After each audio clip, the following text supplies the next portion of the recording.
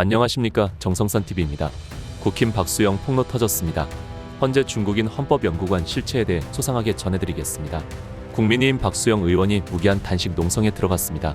최상목 대행에게 40여 개 헌법재판관 임명 반대를 촉구하기 위함입니다. 박수영 의원은 이와는 별개로 헌법재판소에 중국인이 있다는 의혹을 규명하는 작업에 들어갔습니다. 국회의원의 자료 제출 요구권을 활용해 헌재의 사실 여부를 물었습니다. 헌재는 관리를 안 해 모른다며 국정원의 보안 업무 규정 개정을 방패막으로 내세웠습니다.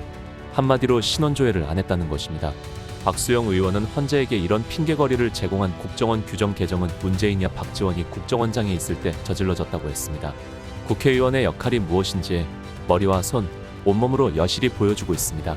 다음은 이 같은 내용에 관한 그의 페이스북 글 전문입니다.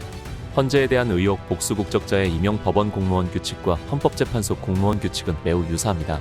장과절의 제목과 순서도 비슷하고 조문수도 법원 공무원 규칙이 142개조, 헌재 공무원 규칙이 158개조로 거의 비슷합니다. 헌재가 법원보다 뒤에 생긴 기관이라 절마다 몇 개의 조문이 더 있는 것은 이해가 됩니다. 그런데 결정적인 차이가 두 군데 있습니다. 그중 하나가 복수국적자의 임용이다. 국가공무원법에 의해 복수국적자의 임용은 제한됩니다. 국가공무원법 제26조 2.3에 의하면 국가의존립과 헌법 기본질서의 유지를 위한 국가안보 분야는 복수국적자를 임용할 수 없습니다. 이 규정에 따라 법원 공무원 규칙은 제4조 2.3에서 복수국적자의 임용을 명확히 제한하고 있습니다. 국가안보와 관련되는 정보, 보안, 기밀 및 이와 관련된 재판 분야라고 명시하고 있는 것입니다. 그러나 헌법재판소 공무원 규칙은 복수국적자 임용 제한 조항이 없습니다. 다른 조항들은 거의 같은데 이상하게 복수국적자에 대해서만 규정이 없는 것입니다. 헌재 공무원 규칙 제7조에는 외국인 채용이 가능하다는 규정한 조항밖에 없어. 법원 공무원 규칙이 제1항에서 외국인 채용이 가능하다고 규정하고 제2항에서 복수국적자를 제한하고 있는 것과 대비된다. 누가 왜 이렇게 만들었을까? 처음부터 이 점을 노리고 만든 것일까? 아니면 이후에 이 허점을 노리고 복수국적자들이 헌재에서 활동하고 있는 것은 아닐까? 헌재에 대한 의혹, 신원조사 폐지, 헌법재판소 헌법연구관들을 임용함에 있어 신원조사를 하는지 질의했습니다. 뜻밖에도 헌법연구관 같은 주요 직위를 임용할 때도 신원조사를 하지 않는다는 답변을 받았습니다. 왜 하지 않는지 확인했더니 국정원의 보안 업무 규정이 개정되어 모든 공무원 임용 예정자를 대상으로 하던 신원조사가 국가안전보장에 한정된 국가기밀을 취급하는 직위에 임용될 예정인 사람으로 한정한다고 바뀌었다는 것이다. 그래서 국정원 보안 업무 규정이 언제 없어졌는지 확인해보았더니 2020년 12월 31일자였습니다. 놀랄 것도 없겠지만 이 규정 개정이 이루어질 당시 대통령은 문재인, 국정원장은 박지원이었습니다. 문재인과 박지원이 헌재를 비롯한 국가 주요 기관의 신원조사를 받지 않은 자들이 임용될 수 있도록 대문을 활짝 열어놓은 것이다. 이게 단순 실수일까? 아니면 국정원 업무 부담이 너무 과해서 취한 조치일까? 그렇지 않을 가능성이 크다고 본다. 공직의 문을 활짝 열어놓고 이중국적자, 간첩 혐의자 등이 임용될 수 있도록 한 것이 아닐까? 국정원 보안 업무 규정의 재개정이 필요합니다. 헌재에 대한 의혹, 신원진술서 문재인과 박지원의 국정원이 신원조사를 없앤 것이 2020년 말 국정원 조사를 폐지했다고는 해도 각 기관이 자체적으로 신원진술서를 받아 조사하도록 되어 있습니다. 아래 사진에서 보듯 아직 살아있는 신원진술서란 걸 받도록 되어 있고 여기에는 국정란이 있습니다. 한국인인지 복수국적자인지 외국인인지 체크해야 한다. 그런데 헌재가 이상합니다. 헌재 직원 중 이중국적자 명단을 달라고 했는데 관리하지 않고 있다는 답변이 돌아왔습니다. 있으면 있고 없으면 없는 것이지 관리하지 않고 있다는 건 무슨 말인가? 신원진술서를 받았으니 기록이 있어야 하는데 아예 안 받았다는 건지 받았는데 공개를 못하겠다는 건지 이중국적자가 있는데 공개 안 하겠다는 건지 알 수가 없습니다. 헌재는 이중국적자가 없으면 없다고 명백히 밝히기 바랍니다. 국회의원, 국무위원, 법대교수 어느 한 놈도 들춰내지 않았던 헌법재판소 공산주의자 빨갱이 취업시킨 집돈깨보다 못한 매국노 문재인, 박지원 두 놈을 빨갱이당이 전속 사용하는 특검을 집행해야 합니다.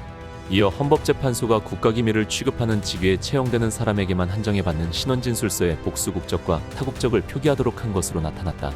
헌재 내 외국인 근무 여부가 정치권에서 논란인 상황에서 기밀을 다루는 분야에 외국인 임용을 제한한 국가공무원법과 배치된다는 지적이 나옵니다. 하지만 헌재는 기밀을 다루는 직원 임용을 할 때 최소의 안전장치로 불리는 신원진술서마저 받지 않는 것으로 확인됐다. 헌재 비밀관리 업무 규칙에 따르면 헌재는 국가 기밀을 다루는 직위의 인사를 채용할 때 신원조사를 위한 신원진술서를 받도록 하고 있다. 비밀 업무 규칙 제35조 2항의 신원조사 대상은 공무원 임용 예정자로 국가안전보장에 한정된 국가기밀을 취급하는 직위에 임용될 예정인 사람으로 한정한다고 명시하고 있다. 해당 규정은 2022년 4월 개정돼 시행되고 있습니다. 해당 신원진술서 서식은 국적 표기를 세 가지로 분류했다. 표기란에는 대한민국 복수 국적 국가, 외국 국적 국가 등을 자신의 국적에 따라 적도록 했다. 해당 신원진술서 서식은 공무원 또는 공무원 임용 예정자가 활용한다. 신원조사를 받는 외국인에게는 자기소개서와 여권사본, 자국 공안기관이 발행한 범죄기록 증명원, 외국인 등록 사실 증명원을 제출하도록 했다. 복수 국적자는 기존 신원진술서 등을 제출해야 한다. 국가공무원법은 국가안보와 보안 기밀에 관련되지 않는 분야에 한해서만 외국인이나 복수 국적자를 공무원으로 임용하도록 명시하고 있습니다.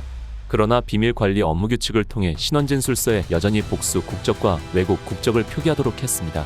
외국인은 별도 양식까지 만들어 놓았습니다. 현재 규칙도 외국인과 복수 국적자 채용에 대한 별다른 제한을 두고 있지 않고 있는 것으로 파악됐습니다.